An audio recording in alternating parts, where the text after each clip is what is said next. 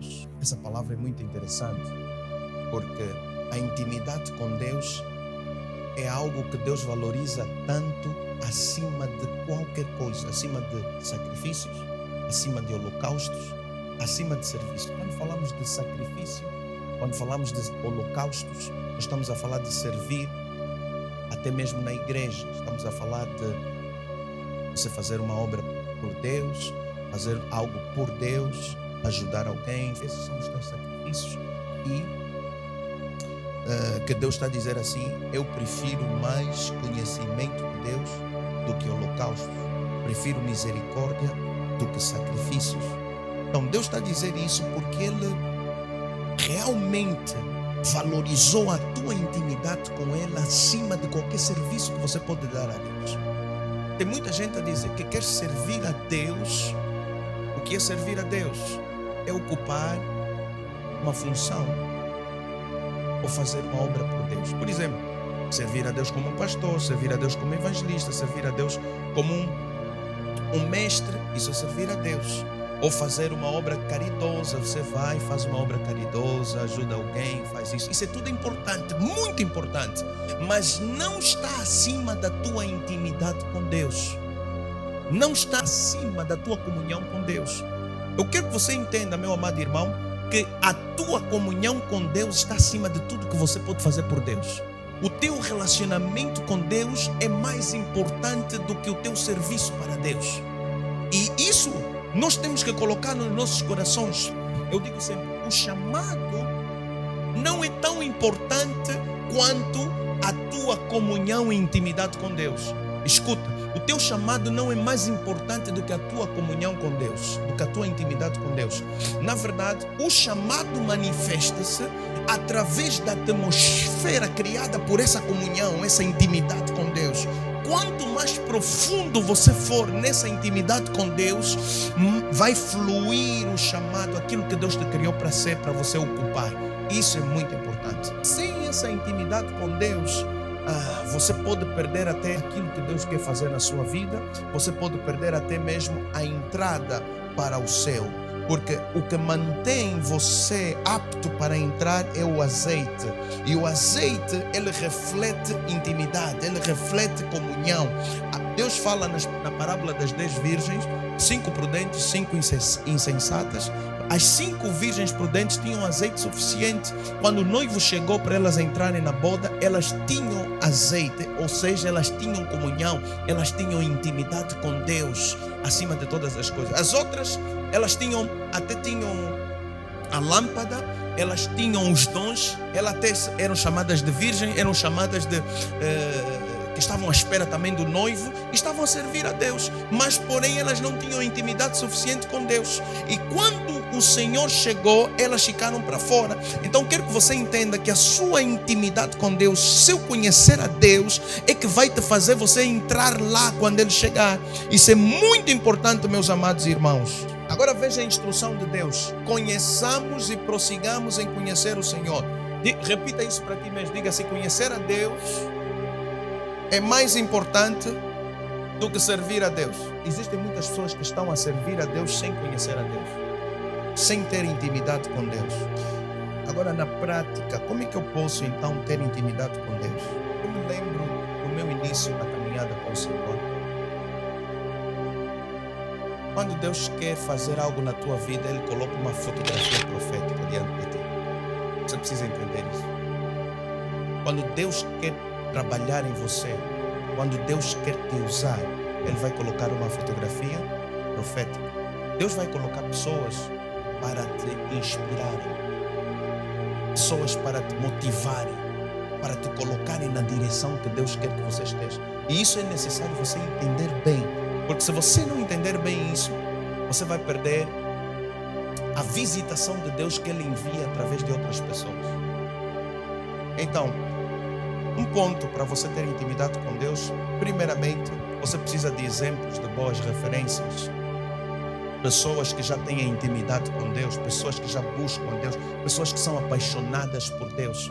Essas pessoas, Deus colocou na tua frente essa imagem dessas pessoas para quê? Para poder motivar a sua intimidade com Ele. Eu digo sempre, para cada unção existe um mentor.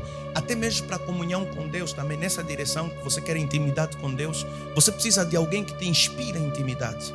E eu me lembro no princípio da minha caminhada, Deus colocou várias pessoas ao meu lado para me motivarem nessa comunhão com Ele.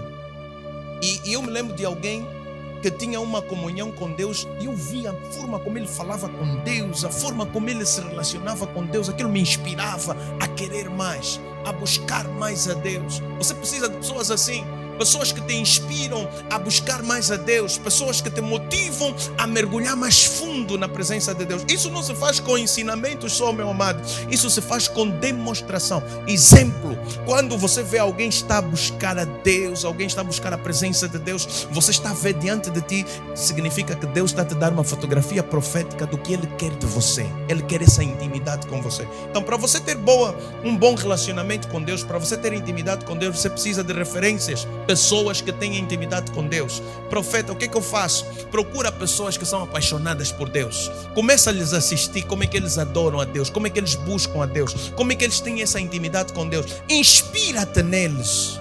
Nós temos os heróis da Bíblia, que é uma inspiração para nós. Paulo diz assim: como eu sou imitador de Cristo, sede meus imitadores, assim como eu sou de Cristo. Paulo estava a dizer, por outras palavras, imitai a minha comunhão com Deus, imitai aquilo que eu imito Cristo. Se você ver os discípulos, eles andaram com Jesus por 3 anos, caminhando com Jesus, ouvindo os seus ensinamentos, mas eu acredito que o maior aprendizado que os discípulos aprenderam de Jesus foi a comunhão e a intimidade que Jesus tinha com o Pai. Jesus muitas das vezes fugia dos apóstolos, fugia das multidões para estar com o Pai. Veja só, a Bíblia nos mostra que Jesus procurava lugares desertos, isolados, onde não tinha pessoas, não tinha distração. E lá ele orava a noite toda. Às vezes os discípulos estavam a dormir e Jesus estava a orar a noite toda. Quando eles estavam a acordar, Jesus estava a dizer o amém. E eles notaram isso sempre. A certa altura, Jesus chama os discípulos, chama João, chama Pedro, chama Tiago e vai com eles para a oração. E eles começam a adormecer, começam a ressonar na oração. Então Jesus diz assim: nenhuma hora pudestes velar comigo. Orai e vigiai, porque na verdade o espírito está pronto, mas a carne é fraca. Os discípulos observaram Jesus de perto, a comunhão e a intimidade que Jesus tinha com eles. Mas naquela altura, os discípulos ainda não tinham desenvolvido uma intimidade com Deus, naquele nível. Somente, veja o que Jesus disse, aleluia, louvado seja o nome do Senhor Jesus. Os discípulos de João Batista foram reclamar, e alguns judeus e fariseus foram reclamar e dizer assim: os discípulos de João jejuam, mas os teus discípulos não jejuam. Jesus disse assim: enquanto o noivo está com eles, eles não vão jejuar, mas quando o noivo ser tirado, aí eles vão jejuar e vão orar. O que significa isso, meus amados?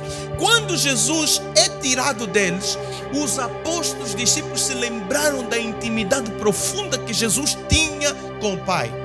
O tempo que Jesus gastava com consistência na presença de Deus, eles lembraram-se daquilo e eles começaram a fazer a mesma coisa. Diz a Bíblia que depois da morte de Jesus Cristo, eles se fecharam no cenáculo, num lugar, numa sala, onde estavam todos os discípulos, começaram a orar, e até que do alto foram revestidos de poder. O Espírito do Senhor baixou em forma de fogo, línguas de fogo, e cada um foi cheio do Espírito Santo. Mas precisam de inspiração. A inspiração deles saiu de onde? De Jesus. O apóstolo Paulo,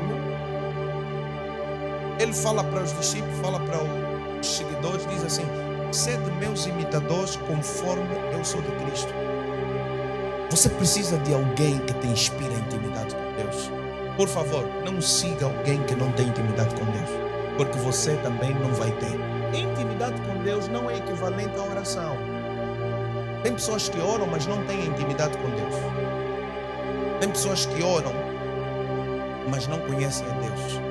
O profeta quer dizer com isso?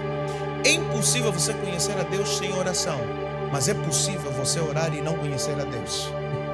A intimidade, ela tem a ver com uma conexão que acontece no teu coração, entre o teu coração e o coração de Deus. A intimidade tem sempre a ver com amor. Há pessoas que não amam a Deus, mas pedem favores a Deus. Elas conseguem falar com Deus através da oração, pedindo favores a Deus, mas elas não amam a Deus. Amar a Deus é a tua alma enamorar-se com a presença de Deus. Você precisa se apaixonar, porque intimidade, na verdade, quer dizer paixão. Paixão com Deus, paixão por Deus, se apaixonar por Deus. Buscar-me-eis e me achareis quando me buscardes de todo o vosso coração. Ou seja, só os íntimos é que me acham. Aleluia. Só os íntimos é que me acham no meu pensamento, no meu desejo. Há pessoas que buscam, a Bíblia diz assim: como o céu é mais alto que a terra, assim também os meus pensamentos, os meus caminhos são mais altos que os vossos. Só aqueles que são íntimos de Deus é que conseguem alcançar os pensamentos de Deus, é que conseguem alcançar a vontade de Deus, o caminho de Deus, ser revelado isso. Como? Através da intimidade. Diga: eu quero ter intimidade com Deus, acima de tudo.